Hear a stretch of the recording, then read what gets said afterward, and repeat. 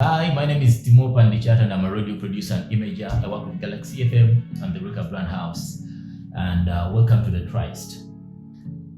So I made Vyper Rankings, I think, like 4 years ago. And when I met him, he was still a young boy. And the music in him was by then a vibe. And he knew he wanted to be a dancehall artist. And if you look at his ways as a person, he has stayed true to the culture of dancehall and he's been there. He's done that. Most people look at money and look at the easy way out of doing something. So if you look at him as an artist, he has stayed true to dancehall and he has stayed a dancehall artist regardless of the changes in the industry of people wanting more Afro, or maybe people wanting more R&B, or people wanting more Kadomo Kamo. He has stayed as a dancehall artist, and that's what we know him for. So if you're looking for a dancehall artist who is the modified one, who has gone through ages of being that one, that people would really look out for, I think he's one of those guys that can really give you a dancehall song. And for that, I really congratulate him, because most people start as dancehall artists and they end up as R&B artists, or start as dancehall artists and then they end up as an artist that you don't even understand because of money. So in this case, yeah, it's done well. As a person, he's a shy person. You actually think at some point you'll get to the stage and you feel like you'll run away from the stage. It's hard for him to look, into your eyes and tell you what he wants to say.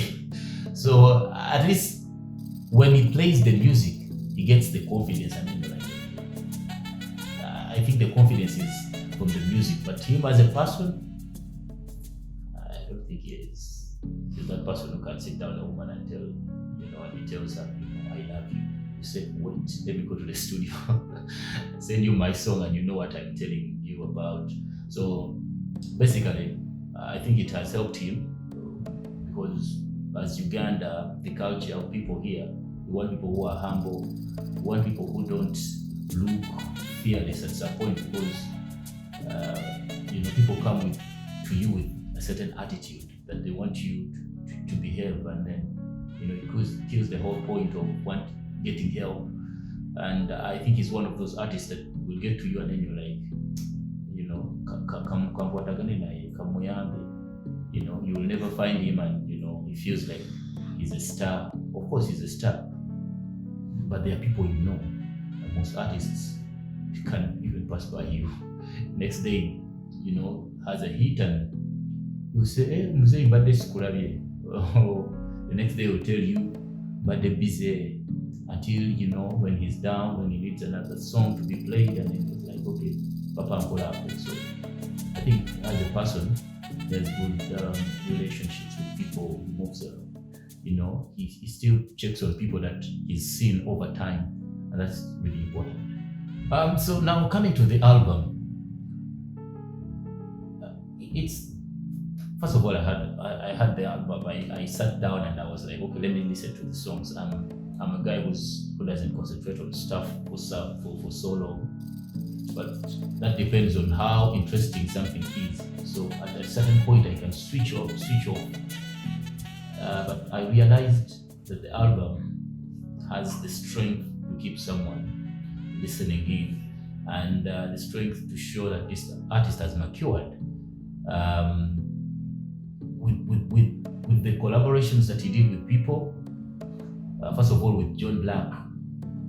When people meet John Black is a powerful artist, and when he meets a person like Vyper Ranking, two things can happen. Either one of them can die on a song, or they can outcompete themselves, and then you feel it. They really bring out the vibe, and that's what happened. Everyone wanted the best of the song. And if you listen to one with Winnie Wajiwa, I think he has gotten the experience of working with female artists. Most people really also find it a problem to work with the gender that is not there. It's always like, I'm going to work with a female, how am I going to deal with them? But I bet when you listen to Winnie Waji's song, you listen to a song and you're like, okay, if you want to believe, Ugandans want things that don't sound like Ugandan. Of course, you will say, okay, this song doesn't belong to Uganda.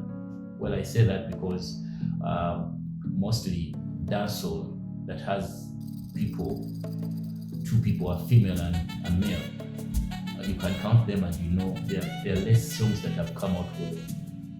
You can see his song with Cindy, really came out well.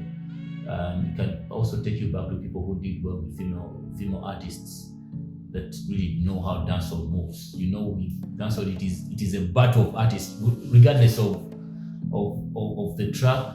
It comes out, you want to really compete in that song, and I think he's done well.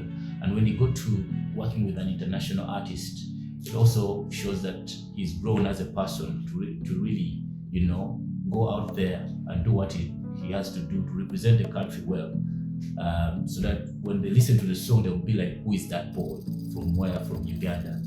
And I love the balance, I love the mix, and I love the tempo of the album. It did have tempos that move that are so apart.